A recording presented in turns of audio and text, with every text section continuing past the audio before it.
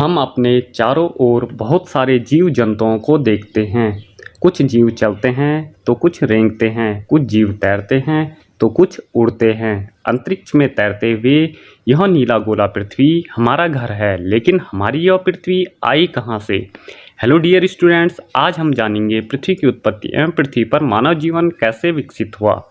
आज से करीब 4.5 अरब साल पहले ग्रेविटी के प्रभाव से एक बड़ा घूमता हुआ बादल अंतरिक्ष में सिकुड़ने लगा। इसकी ग्रेविटी की वजह से आसपास की गैस केंद्र की ओर जमा होने लगी और तापमान धीरे धीरे बढ़ने लगा। एक दिन इसमें बहुत बड़ा विस्फोट हुआ और जन्म हुआ सूरज का। सूरज के गुरुत्वाकर्षण की वजह से आसपास में मौजूद गैस, बादलों में मौजूद कण और अंतरिक्ष में घूमता हुआ चट्टान आपस में जुड़ने लगे। ऐसे ही समय बीतता गया और बहुत सारे छोटे बड़े कण आपस में जुड़कर एक एक गोले का आकार धारण करने लगे। इस तरह हमारे सौरमंडल का जन्म हुआ।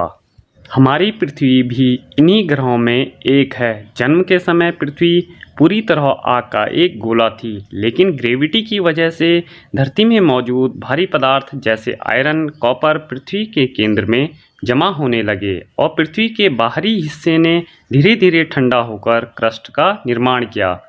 लेकिन इसी समय के दौरान एक दिन एक धूमकेतु पृथ्वी से आकर टकरा गया और पृथ्वी के कुछ हिस्से अंतरिक्ष में बिखर गए। इस तरह से चंद्रमा का निर्माण हुआ। शुरुआती लाखों वर्षों तक हमारी पृथ्वी अशांत थी। लगातार एस्टेरॉयडों की टक्कर की वजह से इसकी सतह पिघली हुई चट्टानों की तरह दिखाई देने लगी। वहाँ न तो महासागर थे और न ही वायुमंडल में ऑक्सीजन। धीरे धीरे एस्टेरॉयडों का गिरना कम होता गया और पृथ्वी की सतह ठंडी होकर ठोस रूप धारण करने लगी। शुरुआती दौरों में ज्वालामुखी की बहती लावा ने बाहर आकर पृथ्वी को एक नया रूप दिया। ज्वालामुखी से निकलने वाली वाष्प, नाइट्रोजन और कार्बन डाइऑक्साइड ने मिलकर वायुमंडल का निर्माण किया। वायुमंडल में मौजूद वाष्प बादल बनने लगे और मूसलाधार वर्षा होने लगी। करोड़ों वर्षों तक हुए मूसलाधार वर्षा की वजह से पृथ्वी पूरी तरह जलमग्न हो गई।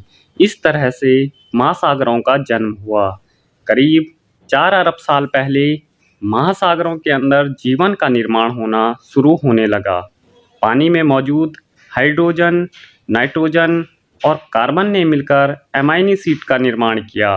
करीब 3500 साल पहले लो ग्रीन शैवाल जैसे पौधे पानी के अंदर पनपने लगे। सूरज के प्रकाश की उपस्थिति में ये शैवाल प्रकाश संश्लेषण की क्रिया करके ऑक्सीजन पैदा करते रहे। इसके कुछ वर्षों बाद प्रोटोजोआ जैसे जीव नजर आने लगे। साधारण एक कोशिकीय प्रोटोजोआ से धीरे धीरे जटिल जीवों का विकास होने लगा। करीब 60 करोड़ वर्ष पहले कैम्ब्रियन ओशियन में हिमघाटी ब्रीड वाले प्राणी फले फूलने लगे। इनमें रीढ़ की हड्डी नहीं थी। ऑर्डोनेशन काल में समुद्र में रीढ़ की हड्डी वाले प्राणियों का वर्चस्व था। करीब 43 करोड़ साल पहले जबड़े वाली मछलियों का विकास हुआ। उसके बाद करीब 40 करोड़ साल पहले लंगफिश और सार्स जैसी मछलियों का विकास हुआ।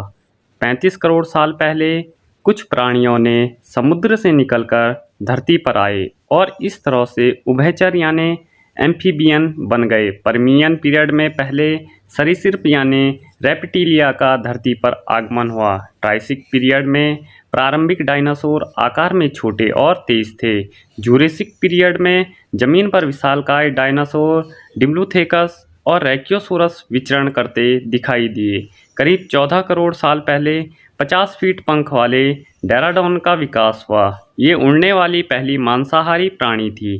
क्रीटेशियस युग में पाए जाने वाले क्रिसेयस और ट्राइसोरासोरस को सर्वश्रेष्ठ सरीसृप कहा जाता था, लेकिन क्रीटेशियस युग के अंत में डायनासोर विलुप्त हो गए। सकता है किसी विशाल उल्का से पृथ्वी की टक्कर हुई हो और जिसकी वजह से पृथ्वी पर तूफान आया और पृथ्वी का फूड चेन पूरी तरह से नष्ट हो गया। फूड चेन नष्ट होने के कारण डायनासोर भी विलुप्त हो गए। डायनासोर के विलुप्त होने के कारण धरती पर मैमल्स की विकास प्रक्रिया शुरू हुई। 2.5 करोड़ वर्ष पहले प्रारंभिक मानव होमिनोइड्स धरती पर विचरण करने लगे। 1 से 1.5 करोड़ वर्ष पूर्व पिथेकस नामक आदि मानव धरती पर रहता था, जो धीरे धीरे विलुप्त हो गए। करीब 40 लाख वर्ष पहले एस्ट्रोलोपिथेकस नामक मानव प्रजाति अफ्रीका में पाई जाती थी। अपने हाथों से औजार बनाने वाले इंसान होमो हैबिटस अफ्रीका में करीब 25 लाख साल पहले रहते थे। सीधे खड़े होने वाले इंसान होमो इरेक्टस का आगमन करीब 18 लाख साल पहले हुआ। होमो इरेक्टस पहली प्रजाति थी जो आग का इस्तेमाल जानती थी। उसके बाद आधुनिक मानव यानी होमो सेपियंस का आगमन हुआ। सबूतों के हिसाब से आधुनिक मानव यानी होमो सेपियंस की उत्पत्ति 2 लाख साल पहले हुई थी। आज मानव धरती पर सभी जगह विद्यमान है और मानवों का विज्ञान तकनीकी रूप से काफ़ी आगे बढ़ चुका है।